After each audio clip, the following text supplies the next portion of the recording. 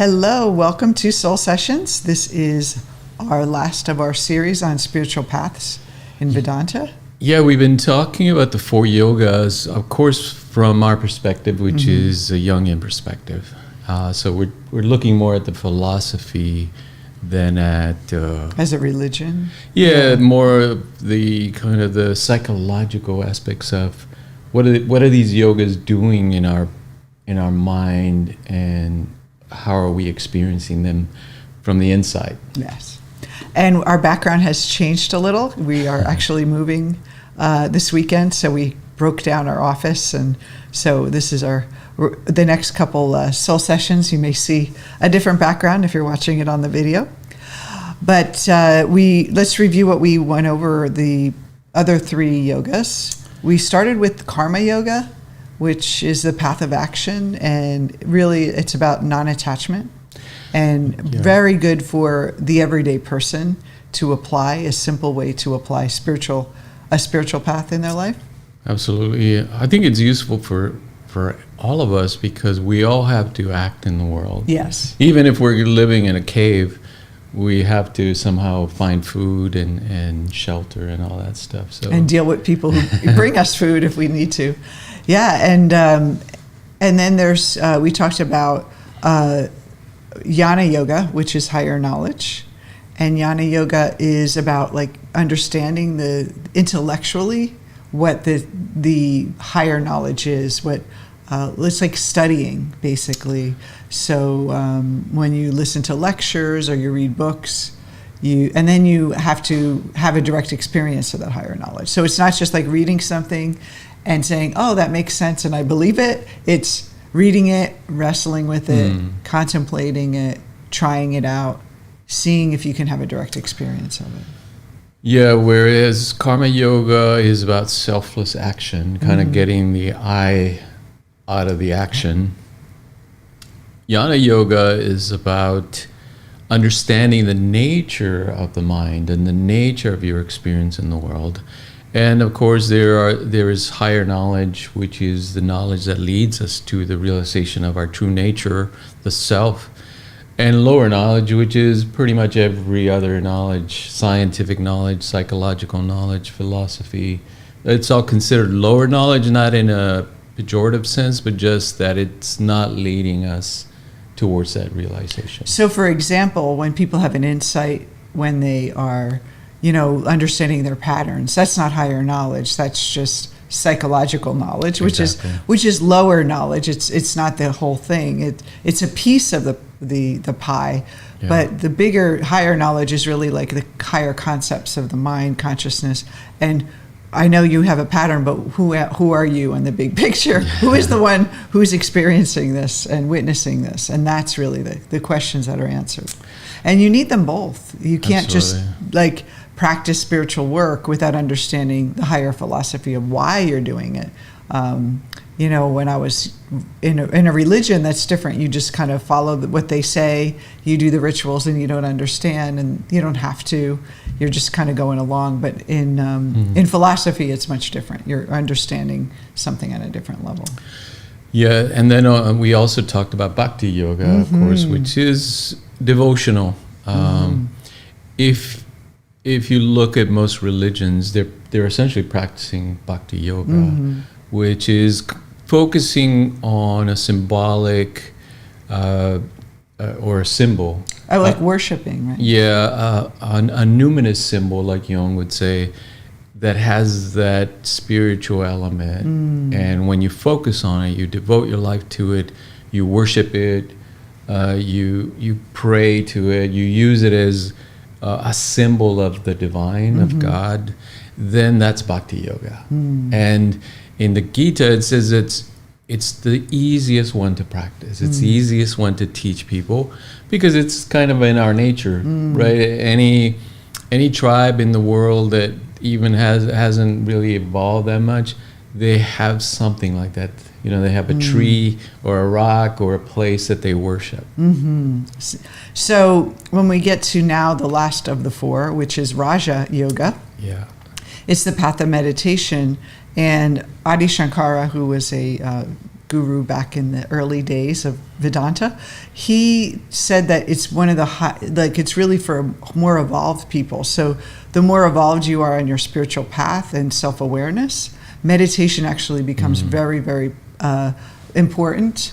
And so it's not necessary if you could do karma yoga and understand the intellectual higher knowledge, and you can work with non-attachment. You don't necessarily need to do meditation, and then when you're ready for it, the advanced meditation is more advanced. And I think because there's so many different ways people use meditation, and the way the Vedanta the Advaita Vedanta teaches is more about non-dualistic, and it's for self-realization versus I'm trying to de-stress. You're right. Or trying to create or visualize something in my life. And so let's talk about what is meditation. Yeah, and again, if you're practicing, and a lot of people have meditation practices, if it's working for you, by all means, continue in that practice. What we're presenting is essentially our perspective as students of the mind, as students of world philosophy. We're interested in these systems because they pertain to working with the mind, essentially. So they teach us a lot about how people have approached this question of, how do I work with my mind? What do I do with this awareness that I have? And meditation has been around forever, for thousands and thousands of years. So we know it's an important human practice. From our perspective, essentially, meditation is not for stress management. Now, it does have that side effect that it makes you calmer, makes you more focused, helps your brain function, even your physical function, some of the research indicates. But it was developed essentially as a way to realize the true self, your true nature, meaning the nature of your consciousness in you. Meditation was that direct path inward that led you to that realization, to a direct experience of that.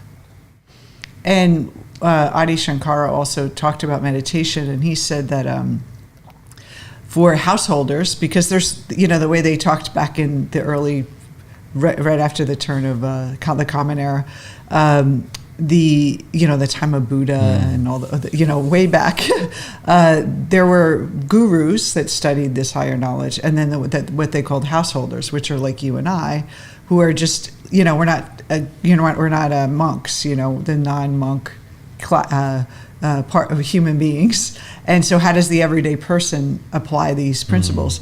And so one thing he said about this type of meditation is that for householders, it can be used for dealing with life and understanding yourself in life when you're working with the material world and interacting this object of your body into, through self-realization. But the other piece has to be there, the self-realization. He said that the mistake people make is that they use the meditation just for, like you said, stress management, visualization, or dealing with, to create material things and deal with their material life. And they forget about the self or the higher purpose. And he said that will lead you to nowhere. So you want to make sure that meditation's great if you're having issues with your life and you want to be there, but you don't want to use it to escape the world, but you also don't want to use it to just create a better world only. You want to have that self-realization. Yeah, that's a good point. I remember when I first learned about meditation, I rushed home and sat in the meditation posture and kind of was waiting to see what would happen. But meditation on its own is simply a tool. It's like a practice, like prayer. You can pray to all kinds of entities or deities or even physical objects. So by its own or on its own, meditation is not a spiritual practice. It has to be in the context of a philosophy or a religion that is guiding you to what is the purpose of that meditation and how let's say, how are you using it? So are you saying that all meditation is not created equal? It's sort of meditation. It's an experience, and then it's really what you do with that experience is what you're saying, right? What was your experience early on? I like to use meditation to escape, which is not really the ideal. It was like, I wanted to create this other world that wasn't, because I didn't really love my life. I was always trying to find my purpose, trying to find love. I was really, life was like a struggle for me. So I used meditation. I would spend all day Saturday in my little apartment, and I would put on the candles, and I would listen to the nice new age music, and I would lay down and just kind of visualize myself floating on a cloud. And it was really more of an escape and a fantasy. And while it was calming for me and stress relief, it really wasn't getting me anywhere. It wasn't leading me to self-knowledge or anything. It was just fun in my imagination, cultivating that. And then also when I started doing hypnotherapy as a hypnotherapist, the guided meditations I would take people through, or the hypnosis session of guided visualization, it still is that kind of focusing on the attachment to the material results. It's when am I going to, what is my life going to be like when I fall in love? When is it going to be like when I live in that mansion, or, find my purpose? What is that going to be like? And while those things are really great to work with your mind, it's not really true meditation in a sense. It has a different purpose. So like you said, when I started doing, when we went to a Zen Buddhist center, actually, even in both Buddhist centers, they had a really great meditation where it's just like empty. There's no words at all, no guidance, and it made me so uncomfortable in the beginning because I was like, I want to do something, and so, but after a while, I felt this purification happen. It was like watching myself. Just empty itself. Like it was just such a different experience. So I think as you grow in your spiritual development, your personal development, you'll cultivate higher states of meditation, and then of course that will create higher states of consciousness. Yeah, and then from the psychological perspective, we know that kind of zoning out altered states of mind, altered states of consciousness, they're part of our human nature. Like if you look at every human being in the 24-hour cycle goes through very different states of mind. So we're awake for a while, and even in the waking state there's different states of awareness, different moods and all that. Then we fall asleep, which is like we fall into a coma, essentially. It's a very altered state of consciousness where we tune out the external world completely. Not only that, we then start to hallucinate, what we call dreaming, and spend a lot of time in this REM sleep, having these incredible experiences that are very much like a simulation, where we get to experience all kinds of things, emotions, people, situations that when we are in the dream appear to us to be real. Then of course we wake up. So in a 24-hour period, the mind goes through this very different fluctuation of state of consciousness. So it's already built into us. It's natural for us to go to these altered states. That's right. So a lot of people think, oh, those are exotic practices, or they're too difficult. The mind doesn't have any problem doing these kind of activities because, again, it's part of our nature. Anyway, so one of the oldest documented instructions on how to meditate comes from Patanjali's Yoga Sutras. And he talks about these 8 limbs of yoga, which are kind of the basic instructions for going into deep meditation. I love that when you introduced this concept to me. It's like anything else. I think Westerners, we don't really do anything intentionally. We're always reacting to life or rushing from one thing to the next. And I love these 8 limbs to prepare you. Like, we never prepare ourselves for something. I mean, when we have an interview, we get like kind of nervous and we're calming ourselves. Why don't we do that with meditation? What if we calm ourselves and get in a state so we can enter into it? Not using the state itself to get us out of something, right? It's like almost preparing our body and mind to go to this sacred space. Absolutely. So he starts out with kind of no-brainers. You want to be a good person. So he starts out talking about... I'm not going to be able to do it. Yeah. Primarily because, again, people may use meditation for other purposes, right? You can meditate on wanting to levitate or something like that, which is totally egoistic in a sense. Or how beautiful you are. Yeah. So he talks about kind of cutting out the bad parts of your life and living a moral life. And so again, that's a no-brainer. We all want to do that, and we all naturally do those things before we start to really practice meditation. Then the second part, he says we start to use asanas, meaning we start to actually practice physical disciplines to temper our body, to prepare it for the meditative state. So the way we practice yoga in California, that's essentially what he's talking about, practicing asanas, bodily postures that prepare the body. The downward dog and all those fun things. All that good Sun stuff. salutation. Yes. Another lingo. Then we do that pranayama, which is the breathing, meaning that we bring the breath under the control of the higher mind. Because we know, even in psychology, we know breath is tied to emotional states. If you're not able to manage your breathing, then the emotions will take over and run your meditation session. When you're panicky and you go to the hospital, or anyone goes, they say, take some deep breaths.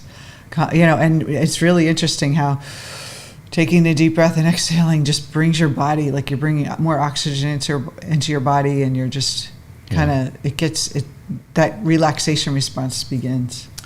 The relaxation response, that's right. And now these are only preparations for meditation. So a lot of people kind of use these techniques, of course, for health benefits and kind of maintaining good mental hygiene and all that. And there's no problem with that. That's a good way to use them, but they're not designed for that. Or let's say that's not the ultimate aim of these practices. Remember, the aim was self-realization. In other words, these guys were going for the good stuff. They weren't interested in just being better human beings and having better health. Or having better lives. Yes, they were interested in realization of the true nature of the mind and the true nature of reality. So the next 4 is really where it gets interesting. So after the body is prepared for meditation and the breath is under control, he says, now you have to withdraw the senses from the external world. And these are highly psychological practices, meaning that with practice, they were able to really disconnect from the external sensory objects. Sort of like what we do at sleep. We withdraw our senses from the world. That's it. We slowly do it at night as we go to sleep, and then we forget that we have a body and we're floating around in a dream, and then we go to those deeper states. Yes. So we know how to do that.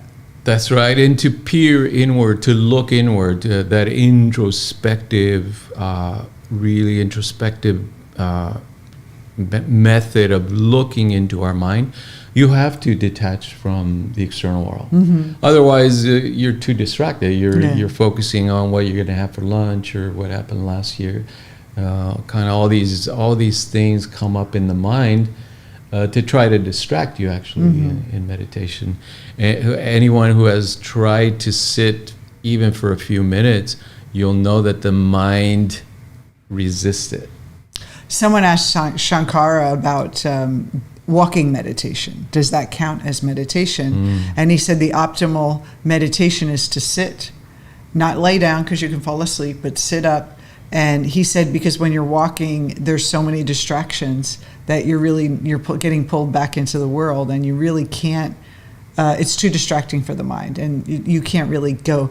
I'm not saying that walking meditation is bad. It's great. I mean, you can I love walking meditation, but for the goal of this level of meditation, we're not. You can't just be walking. In some ways, I think people try to fit their meditation into their daily walk, and they're like, well, I did a walking meditation today, so trying to do two for the price of one, and it is really uncomfortable to sit, withdraw the senses, and just be.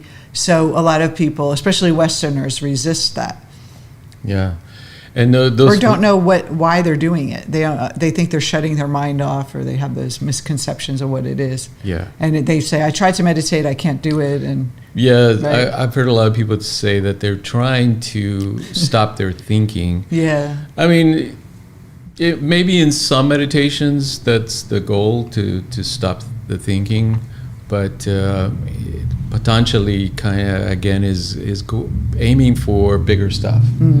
So after this, right, after you're able to withdraw the senses, and of course through practice and through having a teacher and a guide to do this, once you get to the point where you're able to withdraw the senses from the external objects of the world, you start to experience that really inner world of the mind, right? You start to center your awareness in the mind instead of the awareness of the external world and you sitting in meditation. Well, and if you think about everyday life, we're always putting ourselves as an object connected to other objects in the world, and we're always like attached to them in some way, like you said, when you're disconnecting. So it's like the money means something, the relationship means something, the boss means something, the title means something, and then when you're pulling inward, you're kind of like letting go of all those objects that you define yourself by. So it's really starting to really see yourself beyond the ego. Absolutely. That's really the goal. That's the goal, yeah. So we don't stop there. The next step is once you're able to withdraw the senses, then you can focus and make your mind one-pointed, as Krishna says in the Bhagavad Gita. Then you're able to concentrate. After all that, now you can concentrate. Yeah, that's right.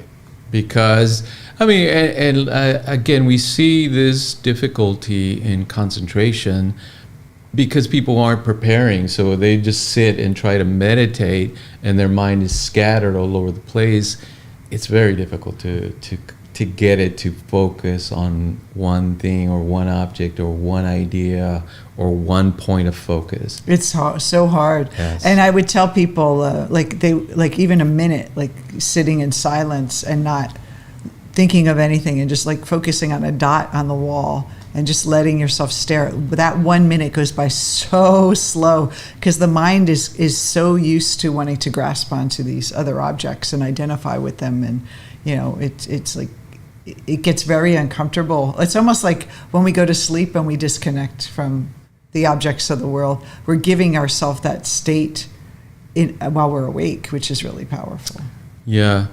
Yeah, and if we think about the bigger picture, right, that we're really meditation was designed to take the reins of the mind. Instead of letting the mind direct you and kind of call the shots, meditation was designed as a practice for you to take the reins of the mind, for you to steer it, for you to direct it. And that ability to focus, to make it one-pointed, to place it wherever you desire to place it. Now, of course, in the larger context of the philosophy, remember the aim was to realize the true nature of the self, or you as the self. Then, once you were able to focus, then you could direct it towards that purpose. But only after you're able to focus and direct it in that way. It's like your hands are on the wheel again of your mind, versus in regular life we're conditioned and we're reacting to the stimulus of the external, and we're just kind of being thrown, like they say, the cork on top of the ocean, being bashed by the waves and the storms, and doesn't have any power, and we're just kind of floating. And then we become the ocean where we can focus on something. We can, and that focus and concentration helps us realize how connected we are to everything, and how everything's us, and all those higher. Of course, you have to study higher knowledge to understand what you're really experiencing and understand it in a deeper way. But through meditation, it kind of helps you have a direct experience of it. Right. So for me, it was like something I couldn't read directly. I don't know what it's like for you when you've had those moments of those knowing moments where you're in meditation and you're just contemplating, and then things just arise that it's not even like in words, but it's just this awareness of a remembrance, or it's kind of a numinous idea that, and then I try to explain it to you and you're just like, what are you talking about? Like you just kind of have a knowing, and it's beyond words. It's I don't know, you've had those experiences? Well, I mean, here's one of the reasons we don't study this process that much in Western psychology. It's because it's a subjective experience. You cannot say, or let's say you cannot reach that state of mind and show somebody else. Yeah, that's what I'm trying to say. It's like this, it's like you know it, but you can't put it into words. That's right. But you know it, and it's like a knowing versus just, like I would say, you're going from your head to your heart. Like you know it intellectually, but your heart, you embody it, and it's just like this trust in this who you are on a deep level. And that's really what meditation can bring you to. Yeah. And then there's nothing to be stressed about if you have that realization. Well, so we haven't gotten to the actual meditation yet in Patanjali's method. So once you're able to discipline your mind body, where you can withdraw the senses, then you can focus it or concentrate it, then you get to meditation, which is, he describes it as like a steady stream of consciousness. Have you ever seen water in the faucet when it's pouring straight out and it's unbroken? He kind of describes it that way, that we're aiming to create a steady stream that's unbroken by thoughts and fluctuations. Our emotions. Yes, we're in a constant steady state where consciousness is coming through, and we're experiencing that beautiful state of bliss, power. It feels liberating, to say the least, because we're not experiencing the conditioning of our mind, of our personal mind. That's why the importance of focus is, because you need to focus to get to that. Your body needs to be able to be sitting and relax and all the preparation. And of course you need to be a good person. But that kind of, that's why I said it was really effective for me to just pick a spot and even have my eyes open. Because even when I closed my eyes, I would get into, like, my imagination would spin. But opening my eyes and looking down at a spot or looking at the wall on a spot, it just gave my mind something to do while this other flow started happening. So you're just kind of like, okay, ego, I'm going to give you this job. You're going to look at that spot and step aside while this other flow comes through. Yeah. Yeah. And so that state of meditation is what we're aiming for. But we have to prepare for it, right? We have to discipline the mind. And the whole idea of yoga is, again, that discipline, that it's a practice. It's a way of training our mind. And if you think about what's happening here, is the mind is working on itself. So it's kind of a complete loop where the mind is able to redirect the focus on itself to discipline itself. And so is that the last limb? No. Then because I'm losing count. Yeah, that would be the seventh. Okay. So dhyana or meditation is the seventh. But after that, in other words, why do we practice that steady flow of consciousness? So that we can liberate ourselves, which is samadhi, the state of liberation. So 8 is really the goal. And it's just interesting, 8 is infinity too. Yeah. And samadhi, of course, in yoga, and it's a little bit different than Vedanta, because in Vedanta, they don't consider special states of mind to be the aim of, let's say, the jnana yoga. But in yoga, let's say in Patanjali's yoga, the aim was certainly this special state of mind, because it gave us a taste of freedom from our individual encapsulated experience. And connected us with the whole, the self. That's right. It is the universal mind. So when we sit in meditation, the intention, we'd always want to intend to, that's really the goal of that meditation, is to get to samadhi. And how would you describe samadhi for people that, is it floating on a cloud, or is it like, do you feel it in your body? Is it an emptiness of feeling? Yeah. So how does someone know they got there? That would be my question. Yeah, so it's tricky, because let's say we don't want to use it as a bait to get people to meditate, to say, little carrot. You're right, you're going to experience this beautiful state of mind, because again, that attachment to wanting to reach that is ego itself. Yeah. So it kind of takes you back to the beginning. Or wanting to escape, or exactly. And so it naturally arises. But I was just saying, how would someone know they got there? Like, so they'd be, oh, was that samadhi? Oh, I mean, you know it. Okay. There's no mistaking it. It's not like, did I miss something? I blinked and I missed it. No, it is a transcendent state of mind. So it's just like when people talk about the dissolving the ego through hallucinogenics or through religious experiences. Is it like an ecstasy kind of religious experience? Yes, so we can use the Upanishads a little bit here to help us describe that sensation. It says the self is pure bliss. So it says, if you can imagine, take the bliss that you felt through lovemaking or through enjoying a beautiful, delicious meal, and multiply it by 1,000 times. That would be, or come close to, the bliss of the self. Wow.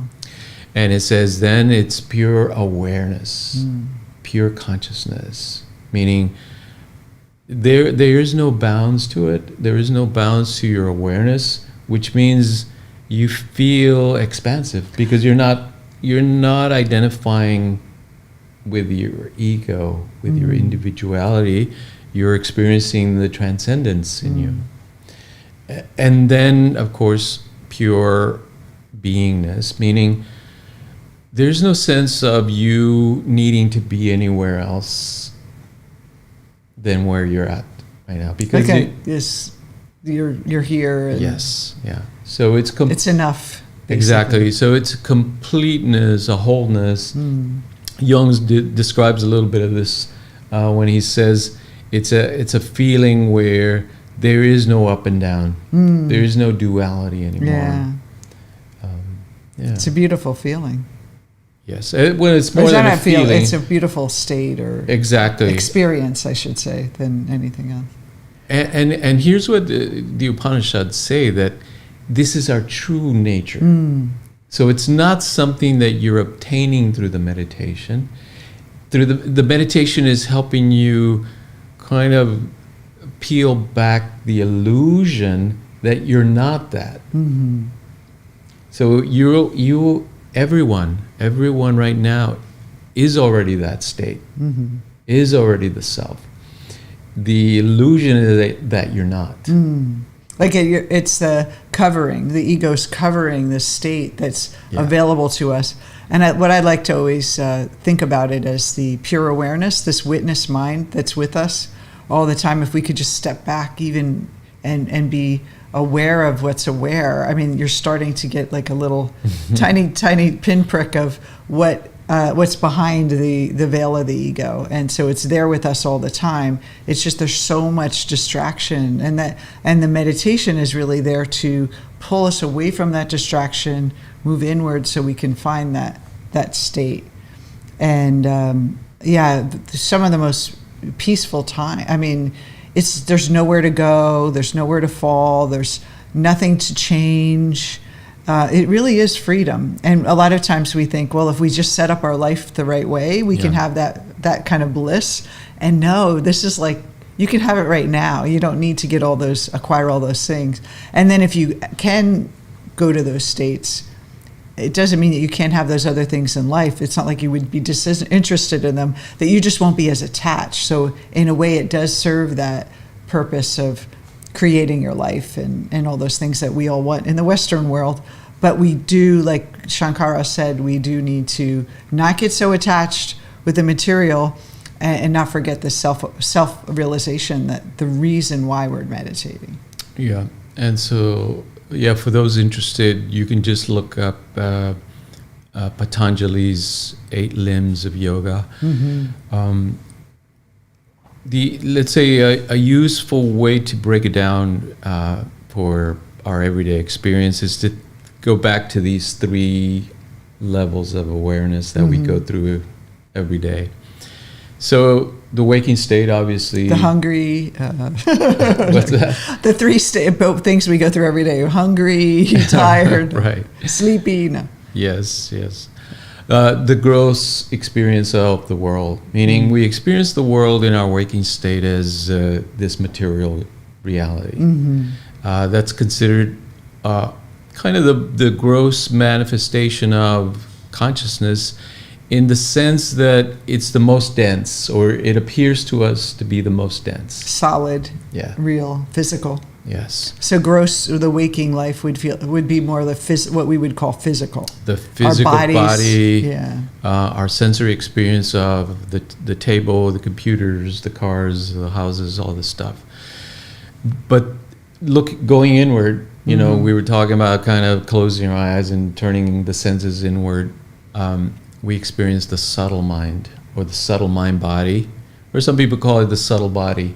But if you think about when we dream, in your dream, there's usually, you have a body, but it's a subtle body. It's not like, it feels solid when you're dreaming, but then when you wake up, you're like, that wasn't really me, like going to that place physically. That's right, because in the subtle world, you're able to move through walls, you're able to fly, you're able to be in 2 places all at once, and all this. Be another person. Yes. So really what's happening in our dreams is we're experiencing the subtle mind. It's actually here with us every moment, but it's covered over by the sensory experience because it's so loud, it's so bright, that it covers over the feeling of the subtlety of the mind. And it feels like we're experiencing just an external reality. Would the subtle mind also be our imagination? And when we do visualization and we're like visualizing or even imagining a future state that we'll be in, that's the subtle mind, because it's not physically in the world that we can touch with our senses, but we have an experience of it in our mind. Yes. And then, so we can think of it as going deeper into ourselves, right? So there's this external shell of the world and our physical reality. Then there's that subtle mind, which is the imagination, dreams, emotions, thinking, emotions. All that is happening in that subtle realm. I know a lot of people think the emotion happens in the body, but the body is actually just reacting to what the mind is doing. So an emotion is actually an idea. It's not the physical body's just responding to that idea. Yes. So it's the mind body, obviously. That's why we connect it. Yes. But the emotion and what we think about it and how we relate to it and subjectively and thinking and all that is in the subtle mind. Yeah, and the subtle mind, like I say, is always with us because it's what it's how we make meaning out of our physical experiences.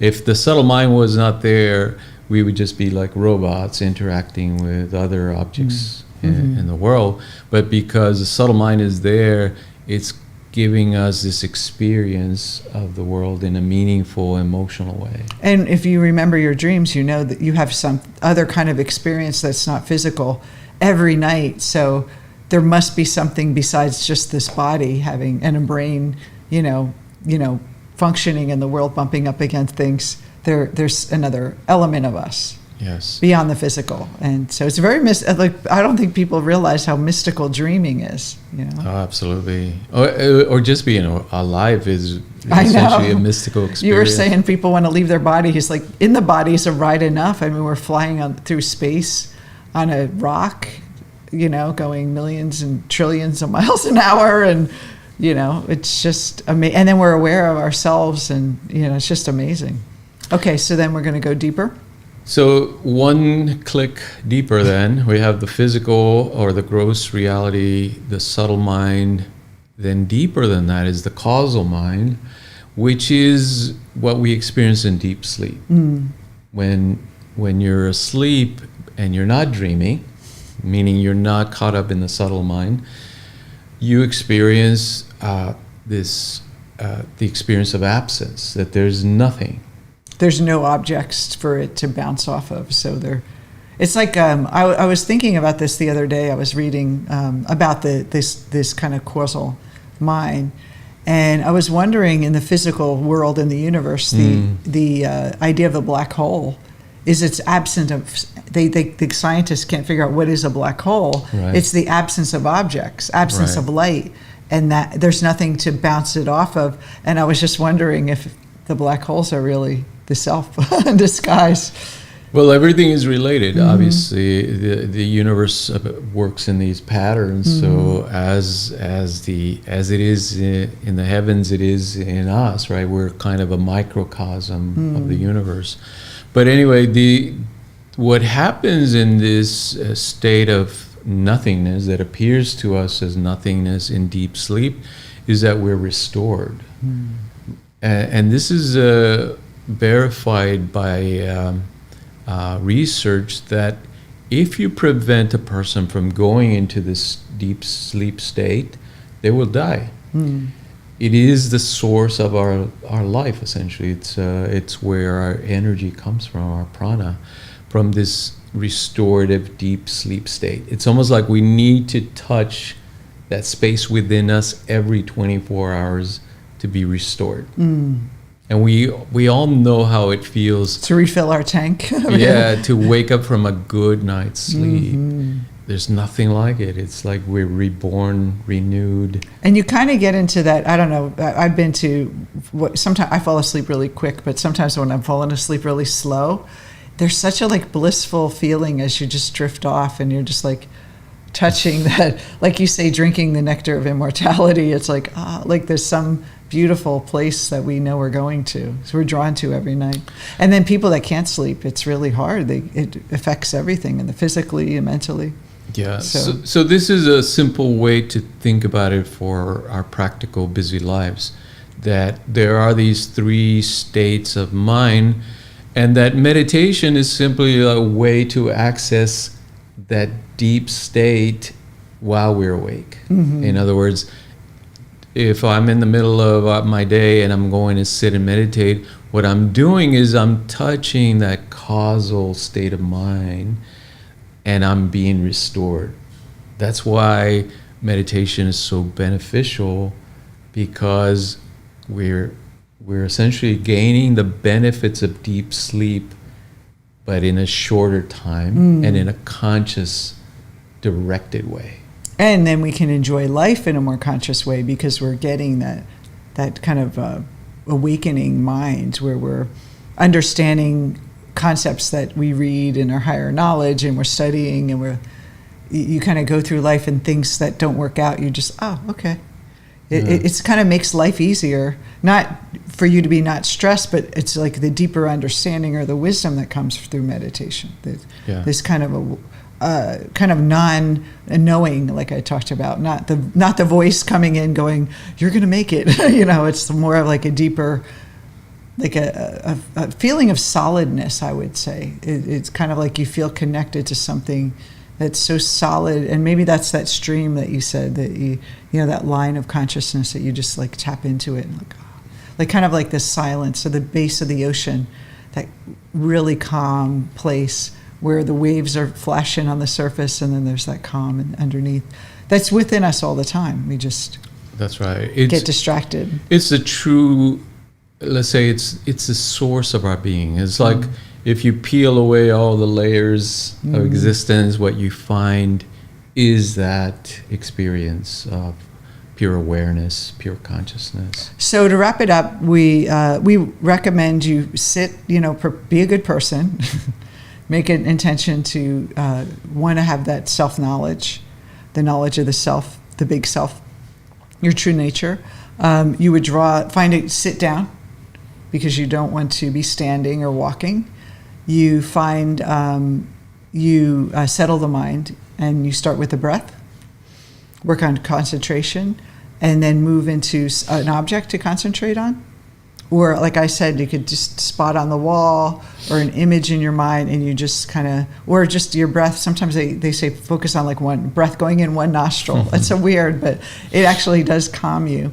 Or a place on your body, like maybe holding your finger and just kind of like be there, focusing on like the sensation, and then eventually just staying with that. And as the thoughts come, you're not trying to push them away. You're just letting them go by and not like hooking into them. And then finding that stream, like it's almost like I want to find, like you're just kind of not grasping at the stream, but allowing the stream to surface. So it's like you're just looking for it to arise. Yeah, and and how many minutes should they? So like, say someone's just starting out meditating, what do you recommend as far as how long to do it? 20 minutes is really a good starting point. If you really want to practice meditation, I think you can find 20 minutes in your life somewhere or in your day to meditate.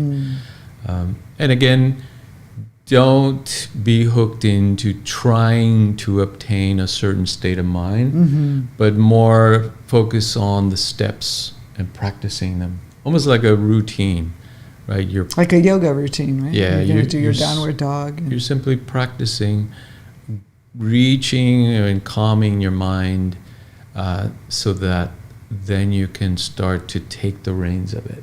Do you recommend maybe doing some yoga poses before meditation? That's right. The main yoga pose is what the Buddha is illustrating in the back there. The lotus position or the half lotus position. It's an asana, meaning it's a physical discipline. It expresses the idea that you're putting the physical body under the direction of the higher mind. That the higher mind has precedence over the body. So the body, the mind dragging behind the body, the mind is in charge. The mind is in charge and is directing it. And the higher mind, not the ego mind. And what happens with repeated practice is as soon as you get into the meditation position, your mind also kind of clicks into that relaxation mode. It's conditioned, right? Yeah, it starts to kind of recondition you or decondition you to where you start to experience that natural state of mind. Well, when you close your eyes, your brain alters to go into that meditative state just by closing your eyes, because closing your eyes we're so used to sleeping every night. So it's like kind of that pattern is already there. So we already have like the physical mechanisms to prepare ourselves. We just have to stay awake. So we don't recommend lying down, and because you can fall asleep, and you don't want to fall asleep during meditation. That's not the goal. You want to be awake for the samadhi. You don't want to be sleeping through it. Yeah. That you go through every night that you miss, so you don't want to miss the good stuff. So. Yeah. But it is really a beautiful practice. I think it's a way to for self-love. It's to bring you back to your own power versus feeling the powers in objects or people out there. That you're kind of reclaiming your own power, your own inner connection to your spiritual wisdom, and it's a beautiful process. So, next week, we're taking the week off because we're moving, but we will be back on August 13th. We're changing the time because we're going to be on East Coast time, so we're going to be changing the time. We'll be announcing that soon, and we'll be doing another series on Buddhist philosophy. Not religion, but Buddhist philosophy. Yeah, very rich philosophy. Again, one of the schools that grew out of the Vedas and the Upanishads, but took a very interesting direction. Kind of more psychological. If you read the early Buddhist texts, he's definitely a psychologist and interested in working with cognition, with emotions, with the mind. Yeah, it's just a little different, but all come from the same foundation of the ideas. And I know I'm reading this book, In the Light of the Self. It's a book like a commentary on Adi Shankara, and he came about like right after Buddhism started taking off in India, and he was reformed at Vedanta, Advaita Vedanta, because Advaita Vedanta, I always say it wrong, to kind of bring it up to speed, to make it more practical for people. And so he would constantly have Buddhists come in and talk to him and ask him questions, and a lot of what happened is they realized they were really talking about the same thing. The emptiness and the self were basically the same thing. They're just using different terms and ways to get there. But very interesting. I love learning about the different philosophies and how they can impact our modern life and how it relates to Jung. Because he's studied all the Eastern philosophy as well. Yeah. Buddhism has had a huge influence on the West. So we'll talk a little bit about that too. Great. Well, see you next week. I hope you enjoyed today. I hope you all take up meditation if you haven't already. And if you have, maybe this will help you improve your practice. And we will see you in 2 weeks. Thanks for watching. Take care. See you next time. Bye-bye.